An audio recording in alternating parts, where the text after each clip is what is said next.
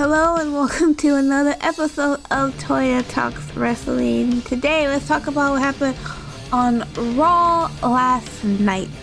It was a pretty decent show for a go-home show for Backlash. Let's go ahead and start with some lady stuff. So we had a video promo vignette thing where Asuka and Io Sky sat down and they pretty much talked in a room with they had Adam Pearce there. Adam Pearce was like, you guys wanted to talk before y'all's match on this Saturday, so go ahead and talk. And Io Sky is basically telling Asuka how she had respected her as her senpai, her teacher, her master, whatever you want to call it, and saying that she had changed and everything else like that, and basically saying that she's ready for Asuka. And Asuka telling Io Sky that she is, her biggest disappointment, and how, after this Saturday she's gonna get rid of Io Sky, have her out of her life for good, and everything else like that. And it eventually ended up with Asuka spraying blue mist at Io Sky and everything else like that. So we'll talk more about that later on this week with Tim at the prediction show for Backlash, but it should be a good match. We had Sol Ruca. So Sol Ruca is now officially part of the Raw roster. Adam Pearce introduced Sol Ruca. Sol Ruca was like telling people in the audience, I forgot what they were, but she was like, yeah, I'm really excited to finally become a member of the Raw roster and everything else like that. And as she was about to sign the contract, Becky Lynch music comes on, and here comes Becky Lynch, and she's coming out and she's holding up the IC title and everything else, and she kind of just blew past Sol Ruca like she wasn't even there. She didn't even matter.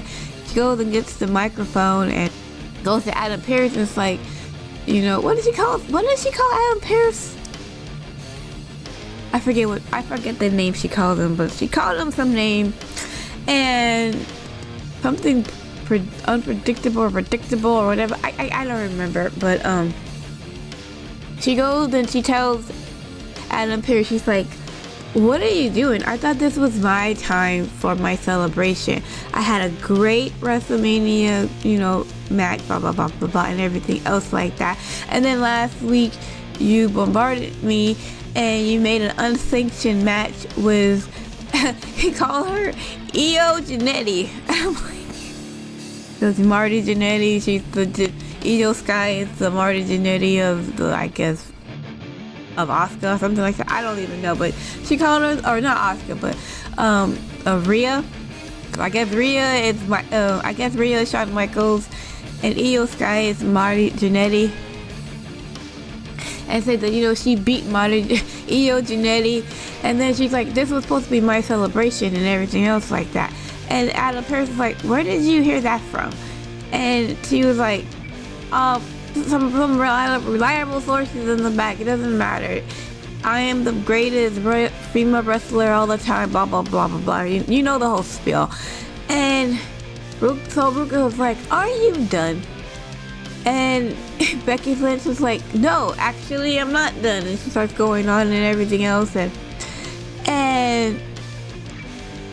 then Sol Ruca's like, look, we already know about your accolades. I know all about you, okay, Becky, and everything else like that.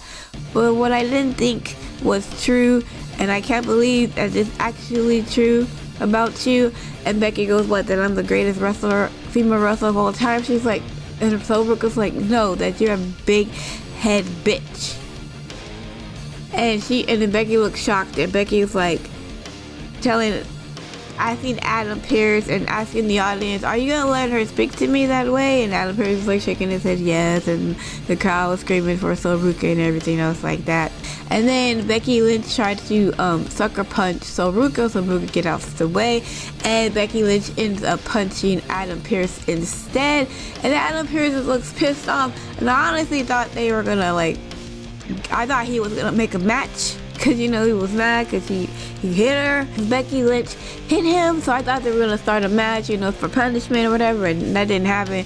Adam Pearce leaves the ring, and then so Ruka went to go do the soul snatcher, and unfortunately she slipped on the second rope. I mean, she recovered, but then she went for the soul snatcher, and then Becky Lynch didn't land right. It was not really good. I'm like, oh man, like I felt really bad for her.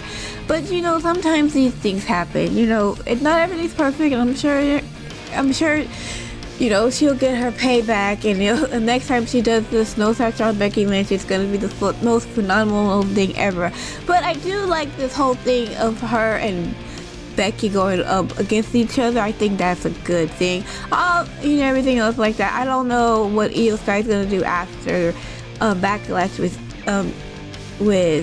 Asuka, but I can also see Io and Becky Lynch have a match as well. We'll see. But I wouldn't mind something going on with Ruka versus Becky Lynch as well. I think that would be a good feud to see what happens. Ruka already has had a match with Liv Morgan, and she had something with Becky Lynch. I mean, it's pretty big stars there. Speaking of Liv Morgan had a segment with Roxanne Perez in the clubhouse. She was asking Roxanne, why was Finn in the clubhouse, and why didn't you tell me that he was in the clubhouse, and why did I have to watch it on Netflix? And Roxanne Perez was telling her, nothing really happened. I told him to leave, and I told him I was a part of the Judgment Day. And she's like, yeah, okay, but I don't really like secrets, Roxanne, so if you don't mind, please don't keep secrets from the family. We have to stick together and everything else like that. We need to be a family. Because we're not really worried about Finn, because JD McDonough is going to take care of Finn tonight and everything else. But, next time, just tell me the truth. Tell me everything. We don't know secrets, okay? Promise me. So Roxanne says, I promise I won't keep no secrets from the family anymore. So she's like, good. She smiles, and they all leave or whatever. And then, Liv Morgan leaves, and Roxanne and Raquel are there, and they were just looking and everything else like that. So they had a match with JD versus Finn Balor. This was an okay match. I think it was a little bit. The only thing that annoyed me about this match was Dominic Mysterio was constantly just interrupted. I mean, I get that's what he's supposed to do. I get he's the heel. He's supposed to do distractions, but it's like after a while, it's like, dude, can we just have a match? Can we just do the match? And eventually, you had Roxanne come out, and then Raquel, and then Liv, and after a while, the ref, Jessica Carr, finally, kicks out Dominic Mysterio. Only Dominic Mysterio. The ladies could stay, but Dominic Mysterio had to leave. And I'm just like, why didn't you just kick them all out? But whatever. So it ended up with Liv Morgan getting the ring bell hammer thing and distracting the ref and throwing the bell to Roxanne Perez. Roxanne Perez ends up hitting Finn with the hammer, and then JD hits him with his big old fat head, and that's it. Pins Finn Balor, and that was it. And then all the ladies stood tall with JD, and then that was all she wrote. So I don't know how long this feud is gonna go with Finn Balor and the Judgment Day, but it looks like it's still continuing on. Also, like I said before, I could possibly see Roxanne Perez getting that Money in the Bank, and having some tension between her and Liv Morgan, where Liv Morgan was like, hey, are you going to cash that Money in the Bank on me or something like that, whatever. I can see that happening, but we'll see. So after that, they went into the back, and they had an interview with Jackie or Kathy, I don't know, one of the females, and basically saying that, you know what, they're gonna get all the gold, and right now they're focusing on getting the women's tag team championships. And then Raquel was like, yeah, Paige, calling out Paige and Brie, saying that, they should come to Raw because they want those titles and everything else like that. And then Lyra and Bailey, they show up and they're like, well, don't forget about us. We still owe you for that match last time and everything else like that. We're not out yet, blah, blah, blah, blah, blah. And Liv Morgan's like, like, we are family, we'll stick together and everything else. Maybe you should try it or something like that. And all this other stuff. And so then they leave, and then they just had, like, Bailey and Lyra just, like, nodding and, just whatever. So, I don't know what comes first. I don't know if Paige and Brie get the match with the Judgment Day girls, or Lyra and Bailey get the match with the Judgment Day girls. I'm not even sure. I don't know, but I mean, you got what, Saturday's main event coming up, so maybe like Paige and Brie do like a match on Saturday night's main event.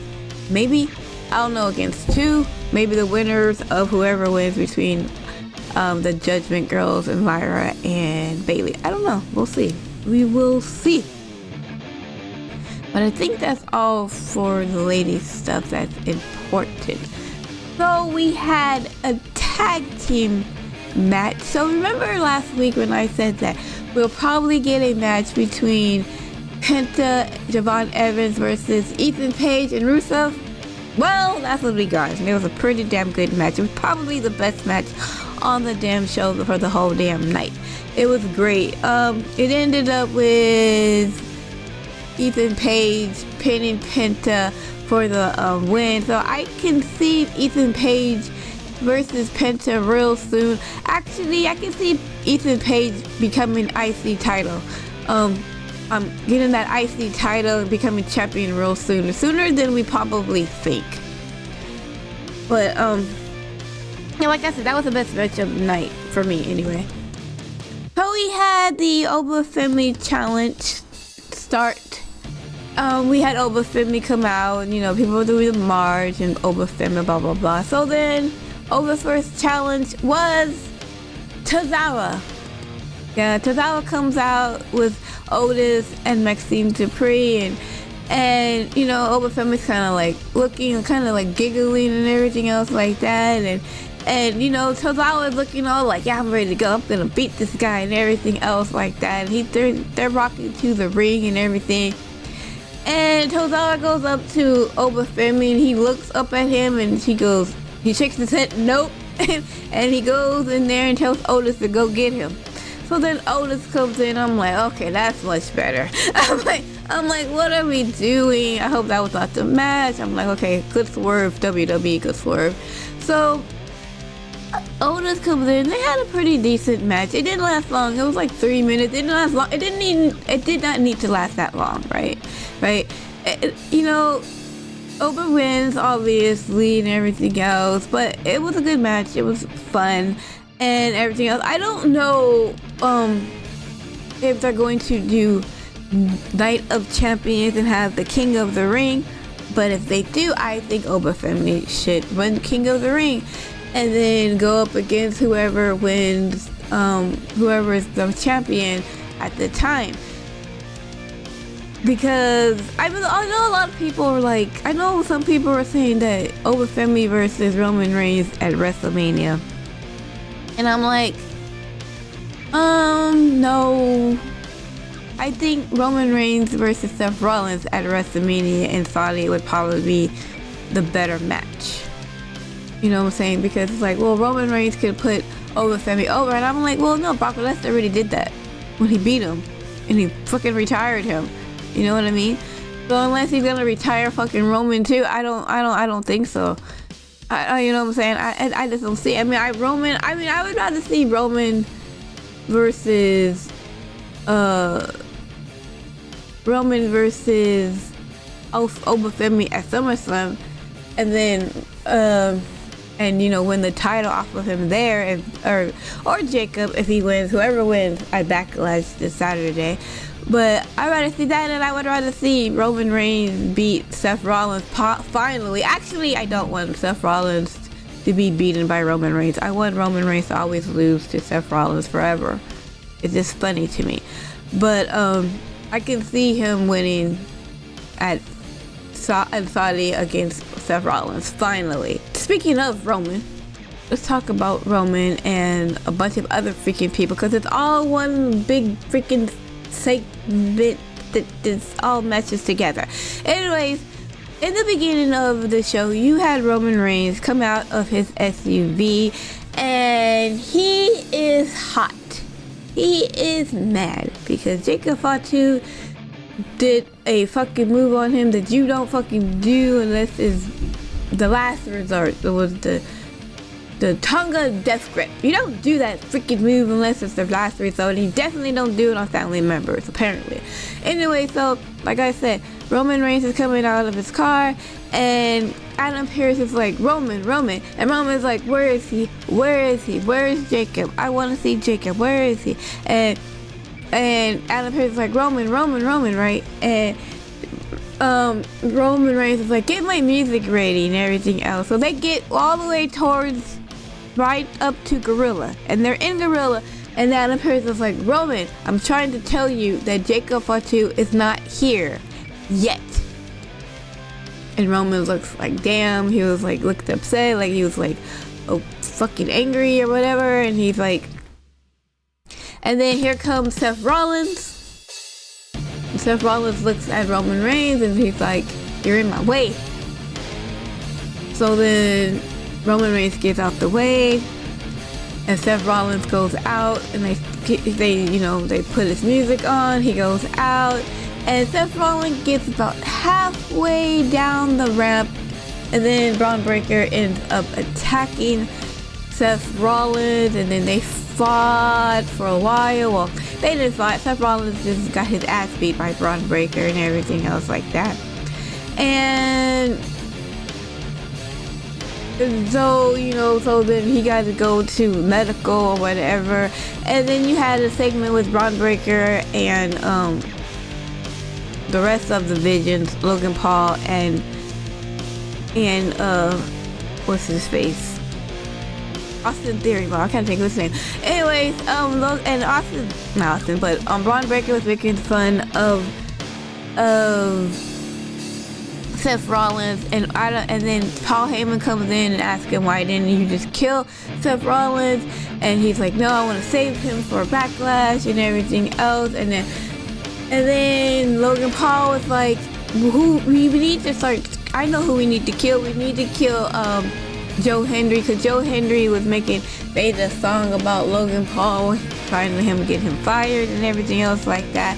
And Paul Heyman's like, well, no, we don't need to do that. We don't need to get you suspended or whatever. So we're gonna have Austin Theory fight Joe Hendry. So then we had a match between Joe Hendry and Austin Theory. Ended up in a DQ because Logan Paul can't control his anger. Because before the match started, you had Joe Hendry sing that song again they talked last week about Logan Paul and everything else and all that other stuff. But and like I said, it ended up in a disqualification because Logan Paul gets in there and he starts beating up on Joe Hendry, and then here comes Austin Theory and he starts beating up on Joe Hendry, so it's 2-on-1. And then you had the Street Profits come in and they started fighting with Logan Paul and Austin Theory, and then here comes Braun Breaker and he starts spearing the Street Profits, and here comes Seth Rollins. He's back from being from the back of the medical because and everything else, and he comes back and he starts attacking Braun Breaker and all this other stuff. So now you had the part of the Vision outside of the ring with the champions, and then you had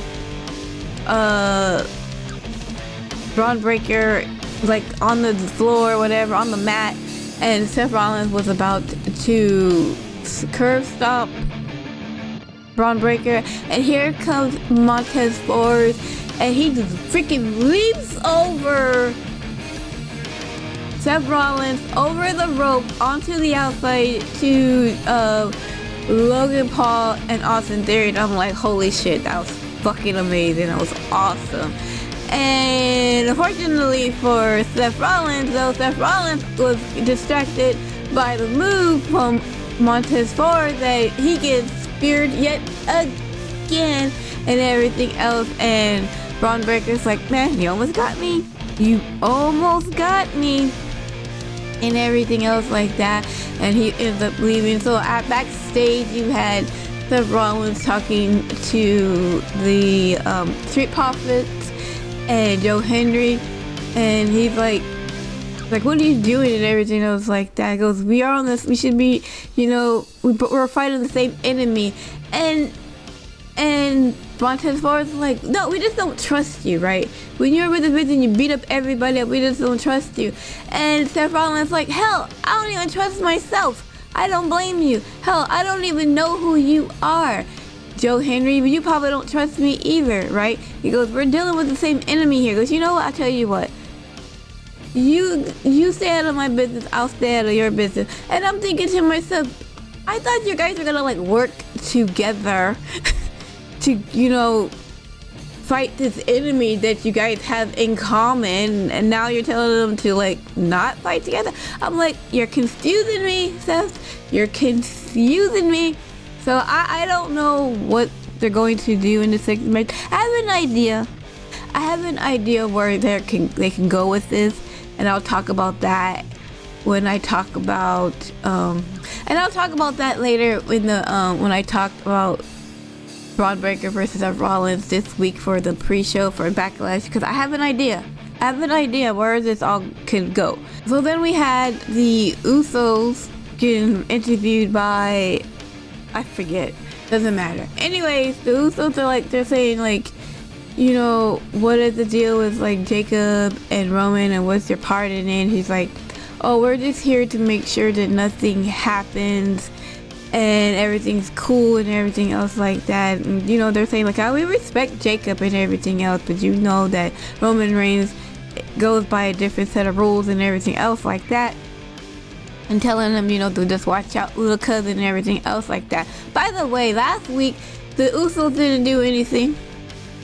They didn't come out and try to help Roman or come between like Roman and Jacob Fatu. And Jacob Fatu and the Usos have not had any interactions, like physical encounters anyway, at that yet. So I don't know what's going on there, but that's with that.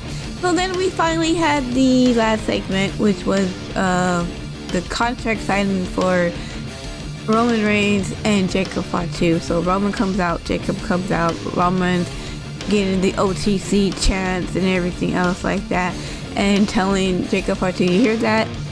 That's not this love, that's respect and everything else, and telling Jacob Fatu that he shouldn't have put that Tonga death grip on him last week. You don't put that on family. You put that on, that's the last resort. You put that on the time when you are fighting like 800 fucking men in the freaking bar, and that's the move that you do when you have no other choice or something like that. I'm just like, okay. Sure, whatever. And everything else like that. He said, Jacob, that's like a desperate move and everything else like that. And Jacob Fatu's like, well, I'm a desperate man, Roman. Of course, that's why I did the move. I'm a desperate man. Like I said, I don't want that championship. I need that championship and everything that comes with it. And if I have to go through, and I'm going to do whatever I need to do to get it, even if I have to go through family, and everything else like that. And he's like, Roman Reigns like, look, in the family, you and I, we're the same. But in this ring, I'm above you and everything else. TKO WWE want to do business with me. He's like, you say Solo brought you in, Well, I brought Solo in, therefore I brought you in, and everything else like that. And as he was talking and everything, as he was saying that, you know, he was a higher ranking in the ring than Jacob Fatu. Jacob Fatu did not like that very much. Right, and by this time, Roman Reigns had already signed the contract, if Jacob Fatu had not. And Jacob Fatu didn't like, you know, Roman Reigns pretty much, you know, downgrading him and everything else like that. And so Jacob Fatu multiple times tried to do the tongue and death grip on Roman. Roman ends up getting out of it time and time again and everything else like that. Eventually, he got it. Jacob Fatu got the grip on him and everything else and puts him through the table as well, signs the contract and everything else like that, and says he needs this, he's desperate, blah blah blah blah blah. And that was pretty much it. And again, no Usos came out and tried to stop Jacob, try to stop Roman or nothing like that. So I'm wondering what's gonna happen with at this match between Jacob and Roman. Like, where's the Usos going? Because like I said, the Usos have not had no physical encounters with Jacob yet. I don't even know if they are. I don't know. We'll talk more about that at the pre-show this week on Thursday. But yeah, I don't know. But like I said, we'll see what happens. I don't know. It was a decent show. It wasn't the best. It wasn't the worst. It was decent. It was a good show for the go home show and everything else like that. But that is all. Thank you so much for watching this video. Hope you enjoy the rest of your day, and I will see you guys in my next video. Okay, bye.